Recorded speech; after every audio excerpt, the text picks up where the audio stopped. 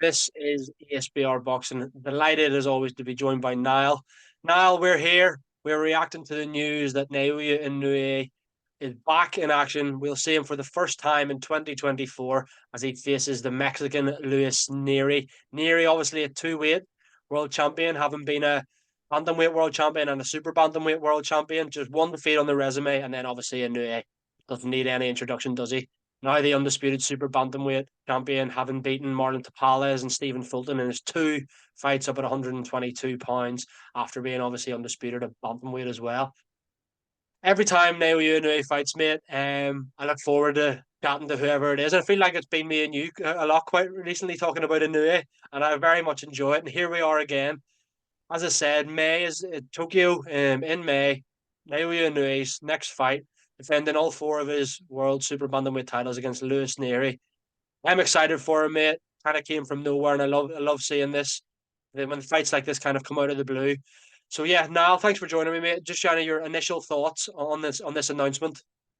Yeah, thanks for having me on. As you say, it's always a special occasion when Inoue fights, and this is, I've done videos before on this and saying what's next for Inoue, and I think the consensus is that either Nery or Casemiro would have been the two best other fights available to him at 122 if he was to stick around. So yeah, as a boxing fan, absolutely delighted that this is happening. And another thing I'm delighted about, I was thinking of this morning when you sent the message into the chat, it's the how quick the turnaround is. He's coming straight off fighting a couple of weeks ago in another unification against the Palace. Comes through that and it's straight away onto the next one, onto the next legacy chasing fight. He's done the same after Fulton to roll into the Palace. He doesn't stop. He's such a rare breed of fighter, and he's affording himself the opportunity for these quick turnarounds. By dispatching elite fighter so easily. But yeah, I'm delighted with the quick turnaround and delighted we get to see this very kind of intriguing matchup. Yeah, I can't wait for this one. Yeah, I echo every sentiment there you've mentioned, Niall. I'm really excited for this fight, and worth noting that obviously we're going to be waxing lyrical, and we have been waxing lyrical about Naoya Inoue for years. But Luis Nery is a fighter who was on a lot of people's lips for a while. Then he obviously had that one defeat, and then since then fought hasn't really fought at any kind of level. Bar his victory over Carlos Castro, but his last few have been kind of sort of tune-ups, so to speak. Let's say, but yeah, he was stopped in 7 rounds by Brandon Figueroa. That was back in what mid 2021 now. So it'll be coming up to 3 years since that defeat. By the time he fights Inoue here. But yeah, Nery, obviously Mexican fighter, 35-1. Big puncher as well as Inoue, 27 KOs in his 35 victories. Still a young lad as well. He's only in his 20s, 29. Um, do you think that the fact that he's a southpaw and, you know, his only defeat on his resume is to a now featherweight Brandon Figueroa, who is actually a big featherweight as well? Do you think that, there's definitely, I'm not, obviously we'll come on to predictions at the end, and most people will think Inoue wins this fight, but, can you make a case for Lewis Neary being one of the toughest tests of Naoya Inoue's career? Absolutely, like as you mentioned, he's a southpaw, like he's very capable, quality fighter. No shame in the Figueroa loss. I think Figueroa caused a lot of people problems purely for his size as well. But I always think, and I think a lot of people think that the only way to beat anyway is to really hit him with something that gets his respect and puts him back in his heels. The power, either have that punching power or the size to push him back. And Nery certainly has the power. Probably outside of Inoue, the biggest puncher in the division.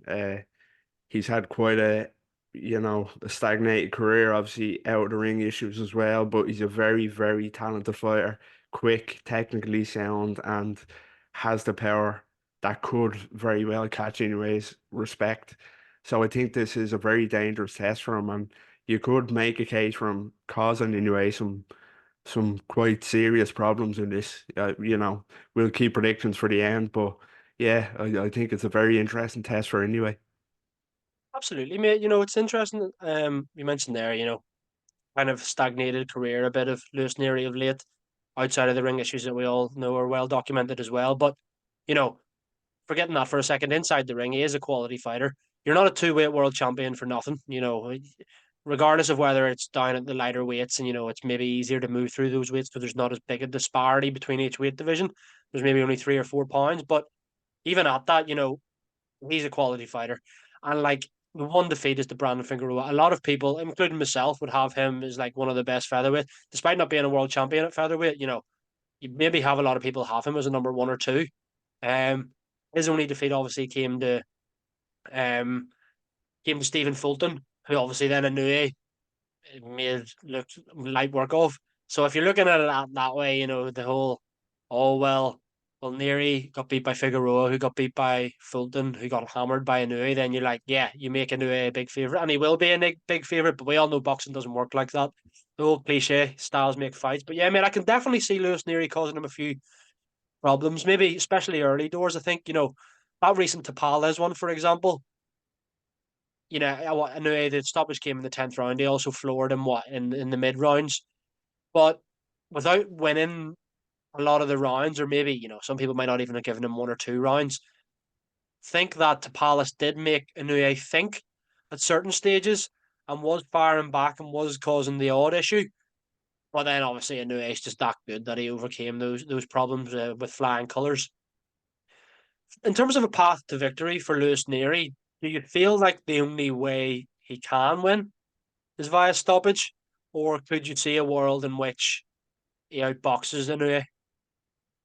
Yeah, as I mentioned before, I think the only way to beat this freak of a fighter is to stop him in his tracks, either push him back physically or land something huge on him that kind of sets him back. I think that's the only way you're going to stop anyway. So I think the only way to get to him is a stoppage, and Neary has the power to do it. He could, like the Palace, he could kind of outbox him for a little bit, but he will get caught eventually and worn down.